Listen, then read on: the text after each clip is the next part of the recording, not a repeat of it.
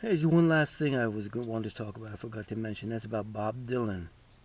Um, I never cared for his music much when I was younger, uh, but I saw him on TV one time with a song about Hurricane Carter. For the first time, I thought, "Whoa, man, this guy does have talent." That's my ears really picked up, man. I thought he was really good, And from then on, I was been watching him, and then he got into Christianity, And I thought, "Wow, man." He had some good music, The Beatles, nobody else was touching on this stuff, but he came right out for Christianity, and I really appreciated that. He's got some good songs from that time, like the words I like in "The Property of Jesus," talked about how the world hates Christians because we don't serve the king that they serve, and we don't bow down to the things that they adore, and he had some good songs. He wasn't totally 100% accurate in his understanding, but that was the music from all the pop music and stuff. That was the stuff that I liked most in a way because he had a lot of truth in his music. One of the verses of one of the songs would say, "Are you thinking for yourself or are you following the pack?" So he always encouraged individual thought. Trust yourself. If you can't even trust yourself, don't trust somebody else.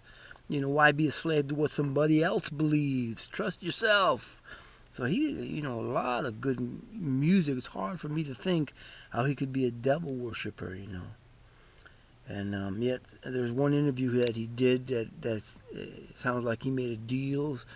Talked about the crossroads and how he made that deal with the master of this world and how he was keeping up his half of the contract. And that sounded his little dark look on his smile on his face. It was like he's kind of just letting everybody know that he's had a contract with the devil. And it's like the last two albums he made is all Frank Sinatra's crooning songs, about melancholy mood and how he misses, it's all what happened to Bob Dylan, It's like if he was still a Christian, he wouldn't be crying about some woman he lost. He'd be strong out for the truth. But that's what happens when Christians. He said, and with some of the songs says, "I don't care if all my friends forsake me, man. I don't care how rough the road gets. Show me where it starts. What can I do for you?" And then all of a sudden it's like he's just crooning about his lost girlfriend or something, come on, man. Christians forget about the past. We got a whole lot to do in the future. It seems like he's just gone totally out of the way and been silenced, neutralized. So that's what I say about Bob Dylan. The rest I don't know. But I do know that he's had a lot of women that he's kept secret and things like that. That's his own private matter, But if you're fornicating, if you practice fornication, God is not with you. Because it says in the books of John, First John, 2nd John, 3rd, it says that if we practice sin, we're not of it. We can't be. Anyone who really knows God cannot practice sin. You see, because your conscience comes down on you so heavily, and the spirit of condemnation will sap all the strength out of you. So,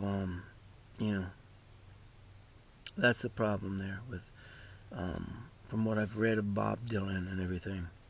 In fact, I was in Santa Barbara one time, and he came there to give a concert, and there was people outside. I didn't go in. I didn't have a ticket or anything, but I went outside the concert hall, and there was some yellers out there that says, "Hey, any of you girls, you want to meet Bob Dylan? You want to meet Bob Dylan?" So I thought, whoa, come on now, Bob Dylan, he's getting young girls and trying to, but it's okay to meet people, and I know Bob Dylan liked women, but man, if you start dealing in fornication stuff, man, no wonder he's kept quiet about Christianity for a long, long time. I don't know. It just makes you wonder, I don't know all the details, but I know he's mentioned God in some of the songs that he wrote, even the latest ones, So I don't know what happened to him now. I really don't know.